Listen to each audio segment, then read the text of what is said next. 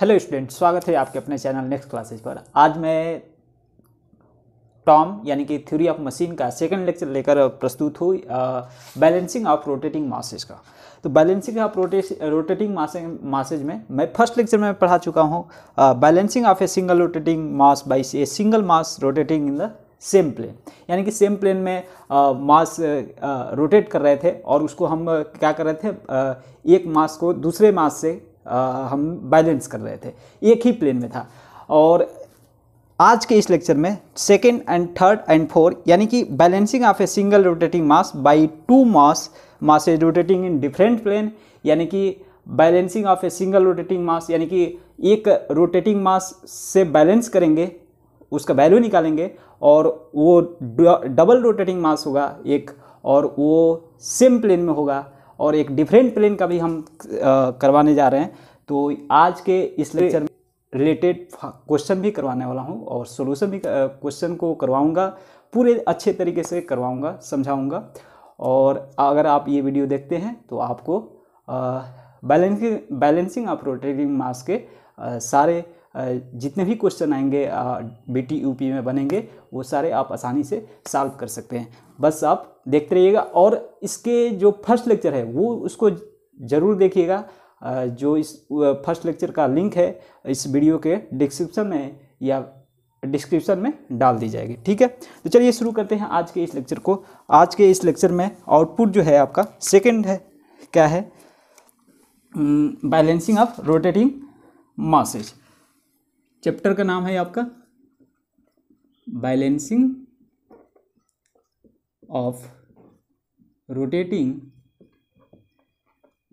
Masses. Lecture है ये 2, मतलब फर्स्ट लेक्चर हमने अपलोड कर रखी है। फर्स्ट लेक्चर पर रिप्लाई आया था कि और भी लेक्चर इसका अपलोड करा जाए, तो मैं इस लेक्चर को अपलोड करना चाहूँगा और इसमें सारी चीज़ें मैं आपको समझाऊंगा। तो आज का फर्स्ट टॉपिक है सेकंड, यहाँ पर देखेंगे balancing of a single rotating mass by two masses rotating in different planes, ठीक है ना। बैलेंसिंग ऑफ टॉपिक है बैलेंसिंग ऑफ सिंगल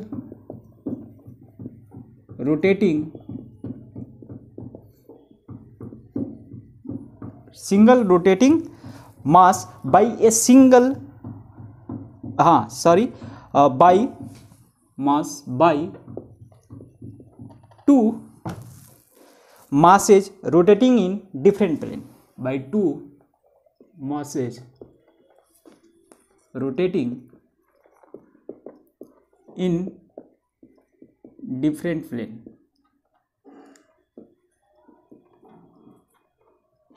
तो आज का ये टॉपिक है और इसके बाद और भी 2 टॉपिक मैं इस लेक्चर में पढ़ाने वाला हूँ। इसमें बोल क्या रखा है कि balancing of single rotating mass by two masses rotating in different plane, यानी कि 2 मास जो है शाफ्ट पर डिफरेंट प्लेन में रोटेट कर रहे हैं, उन 2 मासेज को बैलेंस करने के लिए एक हम सिंगल मास का यूज करेंगे और उसको दोनों मास को हम बैलेंस करेंगे इसके द्वारा। तो इस टाइप के क्वेश्चन कैसे बनते हैं और इस क्वेश्चन को कैसे सॉल्व करते हैं पहले हम समझ लेते हैं इसके बारे में, ठीक है।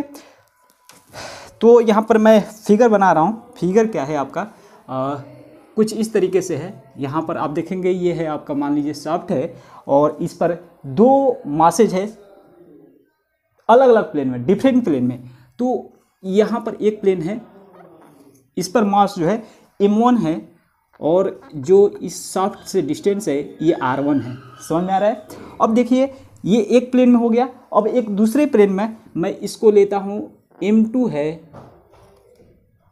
और इससे डिस्टेंस जो है शाफ्ट से r2 है। शाफ्ट की जो लेंथ है मैं आपको बता दे रहा हूँ, और इस दोनों मास को, ये डिफरेंट प्लेन है। डिफरेंट प्लेन का मतलब समझते क्या है कि ये एक ही प्लेन में नहीं है।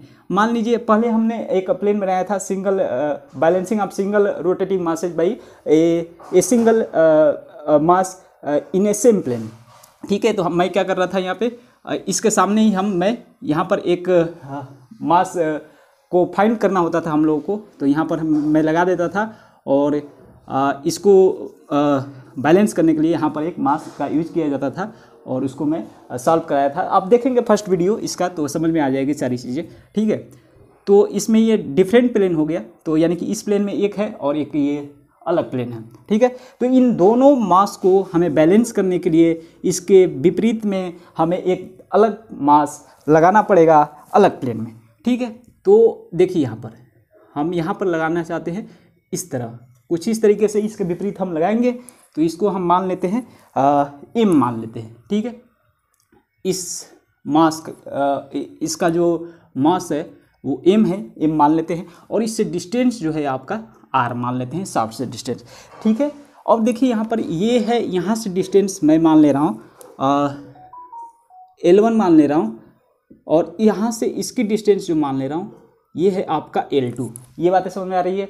अब देखिए मैं क्या करूँगा, थोड़ा सा यहाँ पर आप ध्यान देंगे, सारी चीज़ें आपको क्लियर समझ में आ जाएंगी कि कैसे इस क्वेश्चन को, इस टाइप के क्वेश्चन को सॉल्व करना है हमें। तो हमें सिंपल सा आप बीम्स पढ़े होंगे, बीम वगैरह पढ़े होंगे मॉस में, मैग्नीज ऑफ सॉलिड में। तो यहाँ पर देखेंगे दो चीज़ें, मैं थोड़ा सा इसको सिंपल बनाना चाहता हूँ, बट इसको मतलब आप सॉल्यूशन में लिखिएगा मत, ठीक है। तो मैं आसानी से समझाना चाहता हूँ। देखिए यहाँ पर सेंट्रीफ्यूगल फोर्स इसका क्या होगा, एफ क्या होता है, एफ इक्वल टू क्या होता है, एम आर ओमेगा स्क्वायर, ठीक है।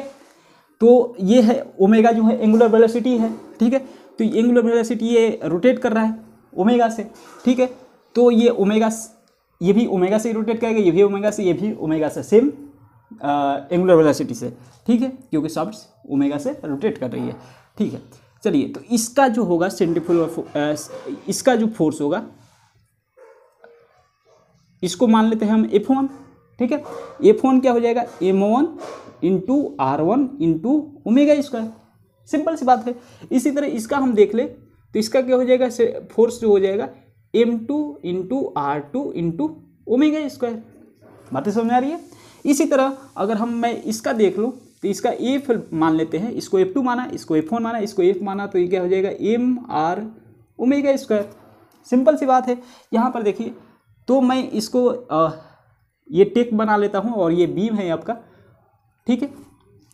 ये हो गया F, ये फोर्स है, ठीक है, यानी कि लोड वियर कर रहा है, ठीक है ना। ये जो बीम है और ये सपोर्ट है, सपोर्ट लोड वियर कर रहा है। देखो यहाँ पर क्या कर रहा है, लोड को मैं फोर्स मान ले रहा हूँ, ठीक है। तो देखिए यहाँ पर M1 R1 omega square, simple से, ये समझाने का मैं बता रहा हूँ, समझाने का तरीका, ठीक है। लिखेंगे तो आप यही, ठीक है, यहाँ पर लिखेंगे F2 लिख लेंगे, छोड़िए इसको लिखिए F2, इसको लिखिए F1 और इसको डायरेक्शन नीचे कर दीजिए, ये हो जाएगा F। बातें समझ में आ रही है, ठीक है। अब देखिए थोड़ा सा,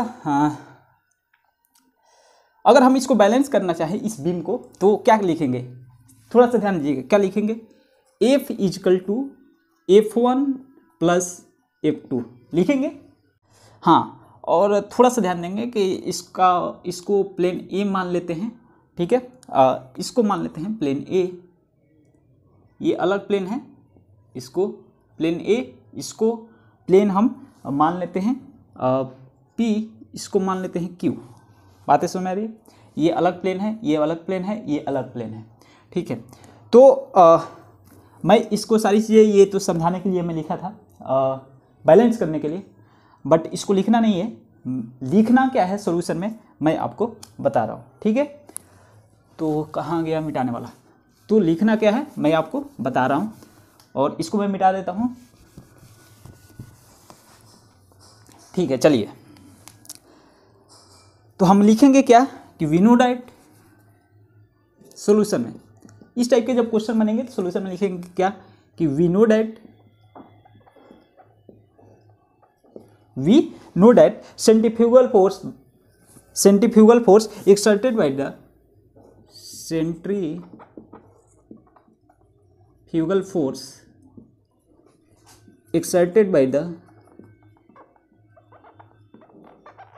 exerted by the mass m, ठीक है ना, mass m in the plane A, answer तो आप आसानी से ला सकते हैं, ठीक है ना। इन द प्लेन ए, यानी कि plane A we know that the centrifugal force exerted by the mass M in the plane A. तो ये कितना सेंट्रीफ्यूगल फोर्स एक्सर्ट करेगा, तो हमने यहीं पर लिख दिया है F equal to M R omega square. तो इसको हम एफ सी लिख देते हैं, ठीक है ना। तो एफ सी लिख देते हैं। चलिए, तो एफ सी जो होगा आपका एम आर ओमेगा स्क्वायर, ये चीज़ आपको समझ में आ रही है। सिमिलरली क्या लिखेंगे, सिमिलरली, ठीक है ना, the centrifugal force exerted by the mass m1 and m1 in plane q and m2 plane p, ठीक है ना। तो मैं लिख दे रहा हूँ सिर्फ यही, तो क्या हो जाएगा, इसको मैं लिख दे रहा हूँ Fc1, सेंट्रीफ्यूगल फोर्स को Fc1, यानी कि सेंट्रीफ्यूगल से ये C1 मान ले रहे हैं इसको हम, ठीक है ना। Fc1 इसको बोल दे रहे हैं और इसको Fc2 बोल दे रहे हैं, सेंट्रीफ्यूगल फोर्स है भाई, तो C से इंडिकेट कर दे रहे हैं, ठीक है। तो Fc1 बराबर क्या हो जाएगा यहाँ पर m1 r1 ओमेगा स्क्वायर, और इसी तरह सिमिलर जो होगा Fc2 equal to m2 r2 omega square. क्या है कि जितना भी इस शाफ्ट पर फोर्स लग रहे हैं, ठीक है ना, force acting on the shaft must be equal to the zero, यानी कि जो शाफ्ट पर जितने भी प्रकार के फोर्स लग रहे हैं वो इस शाफ्ट पर जीरो होने चाहिए, ठीक है ना, इस शाफ्ट पे। तो हमें क्या करना क्या है कि लिखेंगे कि since the net force acting on the shaft must be equal to zero, therefore the centrifugal force on the disturbing mass must be equal to the sum of the centrifugal force on the balancing mass, ठीक है ना। तो ये विपरीत प्रकार, ये हमने माना है अपने से, इन दोनों को हमें बैलेंस करना है, तो इसको हमें लेना है। तो इसको बैलेंस करने के लिए हम क्या लिखेंगे कि अपोजिट डायरेक्शन का जो सेंट्रीफ्यूगल फोर्स जो है Fc जो होगा Fc1 और प्लस Fc2 के बराबर होगा। ये बातें समझ आ रही है, ठीक है। अब इसको हम क्या कर लेते हैं, यहाँ से नोट कर लेते हैं, Fc का वैल्यू यहाँ पर रखते हैं, तो M R omega square equal to m1 r1 omega square plus m2 r2 omega square.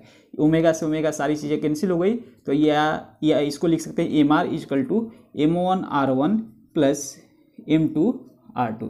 यहाँ से एक इक्वेशन बन के आपको तैयार हो गया। अब हम क्या करेंगे, एक मोमेंट का इक्वेशन बनाएंगे, ठीक है ना। तो मोमेंट का इक्वेशन बनाने के लिए हम क्या करेंगे, taking moment at point Q, ये प्लेन Q है, पॉइंट Q नहीं है, प्लेन Q है, तो taking moment at plane Q, ठीक है ना, यानी कि पॉइंट Q पर हम मोमेंट लेंगे। तो यहाँ पर स्पेशल लिख दे रहा हूँ, तो टेकिंग मोमेंट एट प्लेन ना बोलो, यहाँ पर इसको प्लेन यहाँ पर लिखो Q, इसको लिखो P, यहाँ इसको मान लेते हैं हम पॉइंट मान लेते हैं, यहाँ पर क्या मान लें, O लिखो, M मान लेते हैं, इसको मान लेते हैं N मान लेते हैं, ठीक है। तो M और N यहाँ पर मान लेते हैं, तो एट, और इसको मान लेते हैं O, तो एट पॉइंट M। तो इस पर हाँ अगर हम मोमेंट लेंगे तो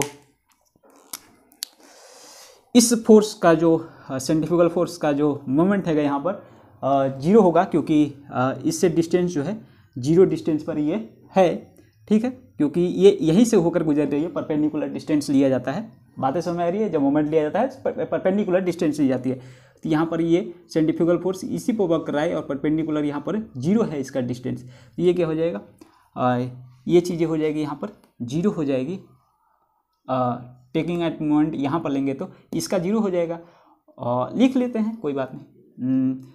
तो Fc1 इंटू जीरो, ठीक है।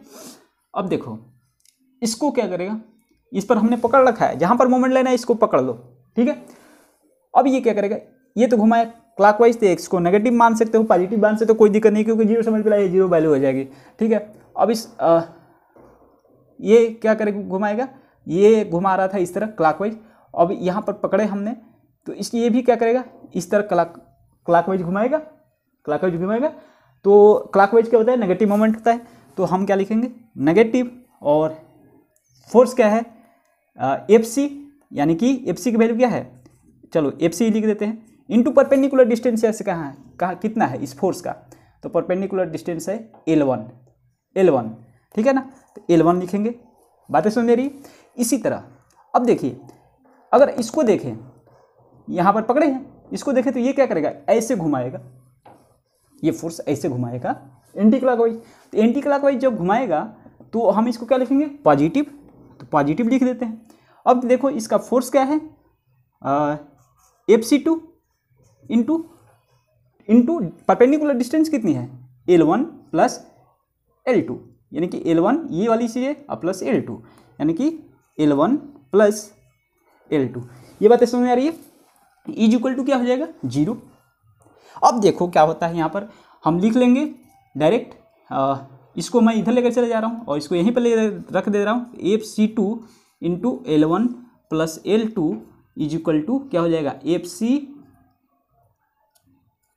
Into L1। ये बातें आपको समझ में आ रही है क्या, ये इक्वेशन दो बन गया। FC2 का वैल्यू यहाँ पर रखिए, FC की वैल्यू रखिए, और ये आपका इक्वेशन बन गया। और आप आसानी से जो भी पॉइंट दे रखे होंगे, ये M1 R1 दे रखा होगा, M2 R2 दे रखा होगा, L1 L2 दे रखा होगा, डिस्टेंस दे रखा होगा, तो आप इसको आसानी से फाइंड कर सकते हैं कितने डिस्टेंस पर रखा जाए, यानी कि R डिस्टेंस है और कितने मास को कितने डिस्टेंस पर रखा जाए शाफ्ट से, तो ये आसानी से आप फाइंड कर सकते हैं ये दो इक्वेशन लगा करके। ठीक है, बातें समझ में आ रही है। एक इक्वेशन कौन सा हमने बनाया, एक, और ये दूसरा इक्वेशन आपका ये रहा दूसरा। इस पर मैं एक सवाल करा देना चाहता हूँ, तो सवाल आप देख लीजिए, तो क्वेश्चन नोट करो जरा, ध्यान रखिएगा। यानी कि एक ये क्वेश्चन जो है फर्स्ट लेक्चर में मैं करवा भी चुका हूँ, कुछ इस तरीके से ये क्वेश्चन है, ठीक है ना। मैं डाटा चेंज कर दे रहा हूँ, आप लोग कमेंट ज़रूर कीजिएगा। एक है आपका, एक प्लेन है यहाँ पर, ये है आपका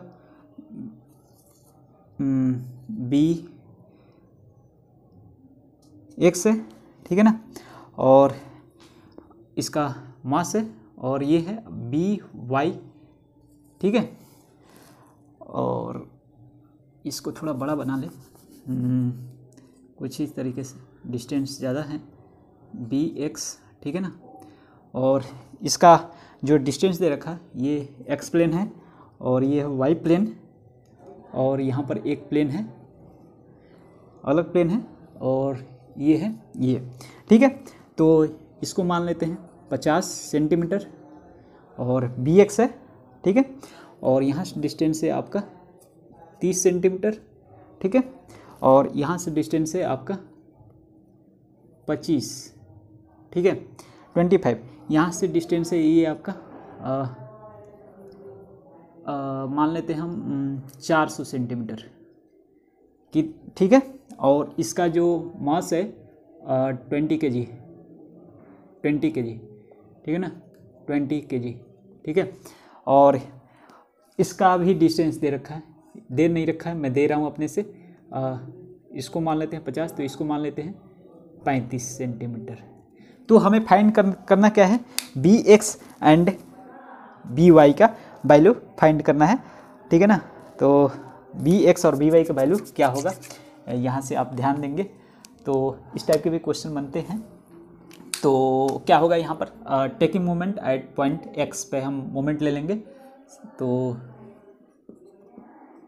taking moment at point X, point X नहीं है, प्लेन X है, हाँ प्लेन X है, पॉइंट इसको मैं मान लेता हूँ A, तो पॉइंट A मान लेता हूँ, इसको B मान लेता हूँ, ये प्लेन है Y, ठीक है ना, और ये है X प्लेन है। तो मोमेंट यहाँ पर लेंगे तो ये 0 हो जाएगी सारी चीज़ें, ये यहाँ पर ये बची, तो यहीं से हम डिस्टेंस लेंगे सारी चीज़ें, तो ये क्या हो जाएगी, ये क्लॉकवाइज घुमाएगी, ये नेगेटिव हो जाएगा, ठीक है ना। तो कोई भी कुछ भी ले सकते हैं, ठीक है ना। तो ये हो जाएगा taking moment at point A, तो ये क्या हो जाएगा 20, ये कर लेते हैं। तो ऐसा करते हैं, ये है वाला है, तो सेंट्रीफ्यूगल फोर्स इसका क्या हो जाएगा, FC इक्वल टू क्या हो जाएगा, MR हो गया स्क्वायर, तो 20 इंटू 400, इंटू ओमेगा स्क्वायर, और इसका क्या हो जाएगा एम आर ओमेगा स्क्वायर, यानी कि डी वाई इसका है मास और आर क्या है 35 सेंटीमीटर और ओमेगा स्क्वायर। ठीक है, तो ऐसा कर लेते हैं। तो ये हो जाएगा माइनस का B X into zero distance पे है, और ये हो जाएगा माइनस का, ये ऐसे घुमाएगा यहाँ से पकड़े, ये वाला ऐसे घुमाएगा क्लॉकवाइज, ये वाला भी ऐसे घुमाएगा, तो क्या हो जाएगा माइनस का 20 इन, हाँ बी एक्स ना लिखे एफ सी लिखो ना, F C into perpendicular distance क्या है 30 सेंटीमीटर, तो 30 लिख लो। ठीक है ना, और प्लस इसका क्या है एफ सी है, इसको मान लेते हैं एफ सी वन। ठीक है ना, तो एफ सी वन प्लस होगा क्योंकि ये एंटी क्लॉकवाइज घुमा रहा है, और इंटू परपेंडिकुलर डिस्टेंस क्या होगा 30 इंटू 30 प्लस 25, यानी क्या हो जाएगा 30 25 क्या हो जाएगा 55 इंटू 55 इक्वल टू 0 हो जाएगा। तो यहाँ पर से हम निकाल सकते हैं F C one into 55 equal to F C into 30। इतनी सारी चीज़ें समझ में आ रही। एफ सी वन की वैल्यू रखो यहाँ पे B Y into 35 omega square equal to F C की वैल्यू रखो यहाँ पर 20 into 400 into omega square, omega से ओमेगा कैंसिल, यहाँ से बी वाई की वैल्यू फाइंड कर सकते हो। इसी तरह हमने यहाँ पर ये मोमेंट लिया तो ये उड़ गया, इसकी वैल्यू 0 हो गई। इसी तरह हम अगर यहाँ पर मोमेंट लें तो इसकी वैल्यू 0 हो जाएगी और ये वाली वैल्यू आ जाएगी। इसका हम मान लेते हैं एफ सी टू, ये क्या हो जाएगा एम आर, यानी कि बी एक्स इंटू डिस्टेंस क्या है 50 एम आर ओमेगा स्क्वायर, वही तो इंटू ओमेगा स्क्वायर। तो अब यहाँ पर मोमेंट ले लेंगे तो इसकी वैल्यू फाइंड आसानी से आप कर सकते हैं, और कमेंट में ज़रूर कमेंट करिएगा कि इसका आंसर क्या आ रहा है। ठीक है, और इस टाइप के भी क्वेश्चन बनते हैं। एक और अलग टाइप के क्वेश्चन मैं बता दे रहा हूँ कि उस टाइप का क्वेश्चन कैसे होता है, इसको आप समझ गए होंगे सारी चीज़ें। तो आज के लेक्चर में बस इतना ही, और बहुत जल्दी अलग अलग ओनली वन क्वेश्चन सॉल्व कराने की मैं व्यवस्था करूंगा। और क्वेश्चन सॉल्व कैसे किया जाता है, क्योंकि टर्म में क्वेश्चन वगैरह आते रहते हैं और हम 5 नंबर 6 नंबर के क्वेश्चन पूछते रहते हैं, तो टाइम बहुत कम है, इसलिए मैं थ्योरी थोड़ा कम पढ़ाऊंगा और क्वेश्चन पर ज़्यादा फोकस करने वाला हूँ टर्म में। तो आप लोग वीडियो अच्छे से देखिएगा, और हो सके तो इसको फास्ट करके देखिएगा, क्योंकि टाइम बहुत कम है, और टाइम का बहुत ही अच्छे से यूज करिएगा। और जल्द ही हो सके तो इस लेक्चर के 6 घंटे 7 घंटे बाद ही, या फिर 2 घंटे बाद ही एक और वीडियो अपलोड हो, जो कि मैं उसको ग्राफिकल मेथड से सॉल्व करवाऊंगा, और एक बहुत ही अच्छा खासा क्वेश्चन सॉल्व करवाने वाला हूँ। ठीक है ना, तो नेक्स्ट लेक्चर में ये चीज़ें आएंगी, और ग्राफिकल मेथड और मैथमेटिकल मेथड भी उसमें यूज करने वाला हूँ। ठीक है, बाकी इसी टाइप के क्वेश्चन सारे बनेंगे, कोई दिक्कत नहीं है। प्लेन वगैरह समझ दिए, सारी चीज़ें समझ दिए, rotating balancing of rotating masses का सारे क्वेश्चन आप आसानी से सॉल्व कर ले जाएंगे। किताब थोड़ा सा पढ़िए और आगे की तैयारी करते रहिए। मिलते हैं नेक्स्ट लेक्चर में, और अभी तक आपने मेरे चैनल को सब्सक्राइब नहीं किया है तो कृपया चैनल को सब्सक्राइब करें, और बेल आइकन को जरूर से ज़रूर प्रेस करें, अपने दोस्तों के साथ शेयर ज़रूर करें। जय